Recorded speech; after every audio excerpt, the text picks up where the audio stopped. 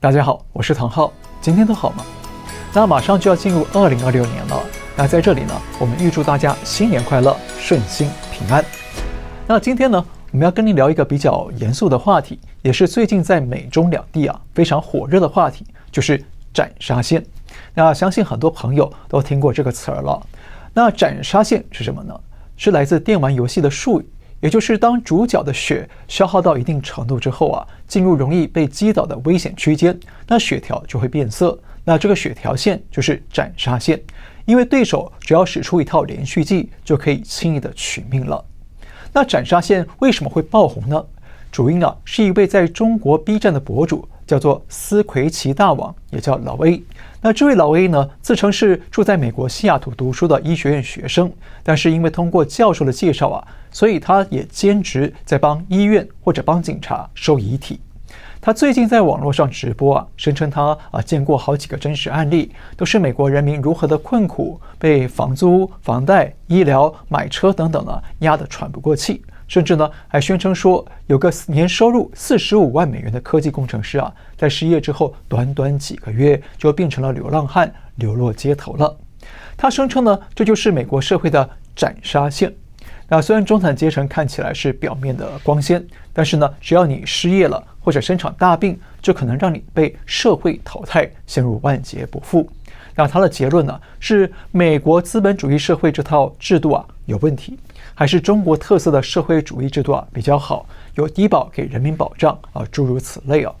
但是最让人惊讶的是呢，紧接着中共的大小党媒、网络号呢，纷纷大力的炒作斩杀线，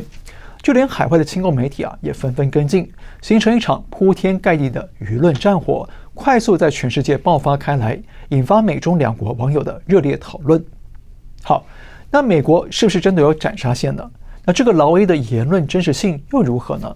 那为什么中共党媒要大力的炒作斩杀线呢？我们马上来分析。不过呢，先请您帮我个忙，订阅我们的频道，打开小铃铛，记得要选择所有通知，这样呢就能够收到我们未来的节目通知了。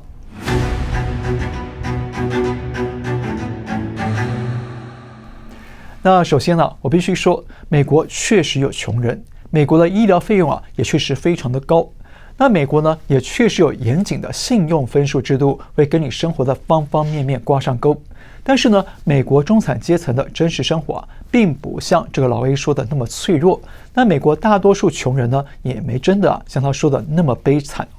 因为美国是有社会安全网的，不但各州有自己的低收入户照顾政策，还有庞大的公民社会救济力量，比方说教会慈善机构和基金会等等，他们也都会对穷人提供各式各样衣食居住的照顾。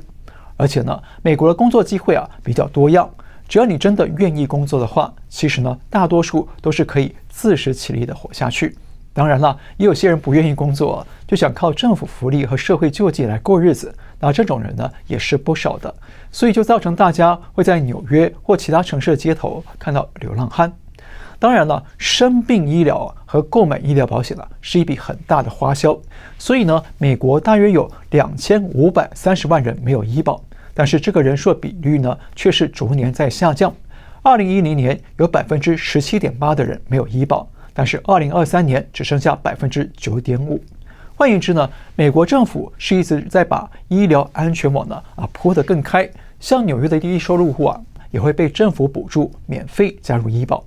所以美国呢是有很不错的这个社会福利跟安全网的，不然每年呢怎么会有平均470万的新创企业开张呢？怎么会有这么多人敢冒险自己创业呢？那又为什么每年都有这么多的外国人想要非法入境美国，留在美国打工生活呢？而且根据统计美国现在的非法移民总人口大约是1100万到1400万人之间，那其中华人就占了100万到200万人。那如果美国真的这么糟糕，那华人那么聪明，还会万里迢迢的冒险偷渡美国吗？甚至他们被逮捕、被驱逐，也要想方设法留在这里呢？就是因为美国的政府福利跟民间福利体系比中共好很多，而且工作机会又多，生活温饱不是太大的问题。反过来讲呢，如果中共的体制真的比较优越的话，那为什么我们从来没有听说过有美国人要偷渡到中国打工生活的？那这不就很说明问题吗？所以说，要反驳这套斩杀线论述不需要太复杂的专业知识，用常识就可以判断真假了。那我们再进一步拿数据来比对美国现在的流浪汉或者流民有多少呢？大约是77万人，是全国人口的0.22%。那美国的贫困人口有多少呢？大约是3600万人，占全国人口的10.5%。那美国的贫困线标准是多少呢？联邦政府的定义是单身者年收入低于15650美元，或者4口之家年收入低于32150美元。那中国的贫困标准呢？每人每年收入在2300块人民币以下，相当于328美元。而且李克强生前透露，中国有6亿人月收入不到1000人民币，而月收入不到2000人民币的更高达9亿人，占中国人口的1半以上。那这些数据你说怎么看呢？都看不出来中国更有优势对吧？所以说呢，劳 A 的斩杀线说法其实是一套非常极端的伪命题我不是说它全都是造假因为美国有穷人，也有高医疗、高保费的问题。但是美国的斩杀线并不像他说的那么夸张、那么大范围，而且呢，美国也有比较好的社会安全网。好，我们休息一下，看个精彩的视频。关系到你人生的秀，这就是你生命等待的。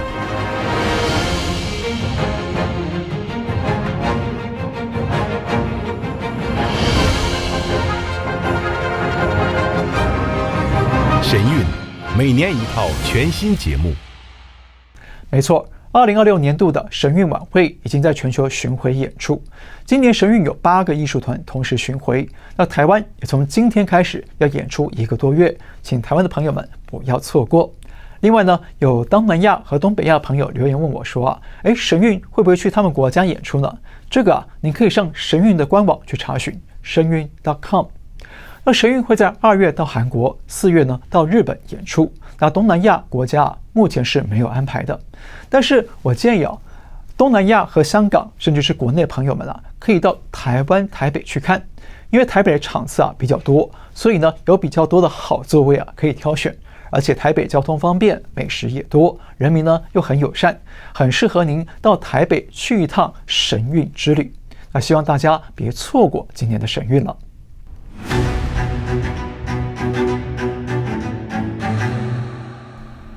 好，劳 A 自称是住在西雅图的医学院学生但其实呢，他的身份很有问题因为美国医学院主要是培养本国的国民来当医生，所以很少收国际学生。而且呢，西雅图只有一所大学有提供 MD 学位，也就是 Medical Doctor， 就是华盛顿大学医学院。但是华盛顿大学医学院的官网上说得很清楚他们只招收美国公民或者是绿卡持有人。那劳 A 就不可能在这里读医学了。而且呢，美国医学院的学生课程非常忙碌，特别是第3、第4年还要天天到医院实习，从早班上到晚班。可是你看劳 A 的 B 站，几乎每2天就要做一次直播，那每次直播都是好几个小时。那请问了，如果你是一个真正来美国读书的留学生，你会有这么多时间搞直播当播主吗？我觉得他更像是全职的 story maker，2天呢写一个脚本来直播几个小时那这样呢就更合理了。另外呢，他在视频里头说的很多所谓他在美国收遗体的惊悚故事呢，其实都经不过推敲，都有违反法律、违反常识或者是违反逻辑的问题。只是呢没有住过美国的这个国内观众不知情，所以呢就看不出这些破绽。那现在网络上已经有不少人去详细的拆解劳 A 的破绽了，那大家可以上网找来看，我这里呢就不赘述。那劳 A 到底是谁呢？这个我们无从确认，但是呢我们收到消息说这个斩杀线的背后呢是中共中央宣传部在搞鬼，是中宣部下的命令要炒作斩杀线。那中宣部的幕后大老板是谁呢？蔡奇，就是卷入于朦胧案习近平的亲信蔡奇。换句话说，斩杀线这套剧本即便不是蔡奇想出来的，也会是他同意或下令炒作的。因此斩杀线绝对不是普普通通的网络言论，而是暗藏中共政治目的的舆论武器。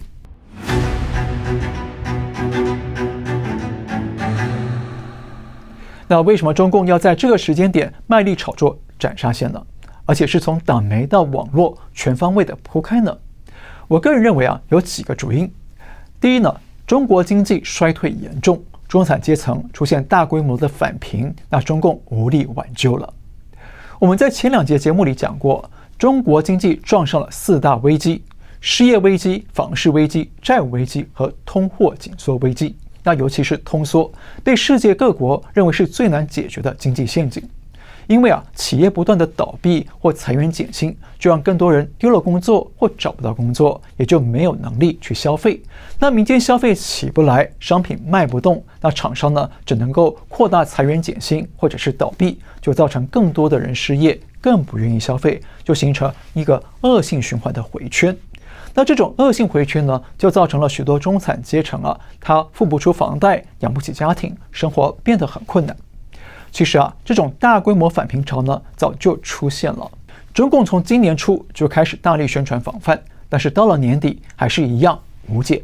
那中共发现挡不住经济衰退的步子，那就改用宣传术来控制人民的脑子。所以推出这套美国斩杀线，营造一种美国人更惨的错觉，从而给中国人民注射一种相对补偿感和民族优越感的精神吗啡，让人民心里觉得相对好受一些好像我们还是比美国穷人幸福一些但是我们要警惕的是，从另一个角度看斩杀线本身也是一种认知防疫针。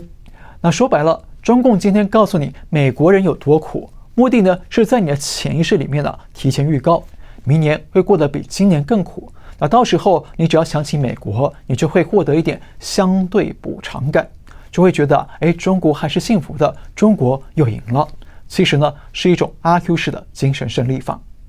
而且国内朋友要格外警惕的是这套斩杀线论述也暗示着共产党对于民生经济的发展目标已经从积极的脱贫攻坚转向消极的保底兜底。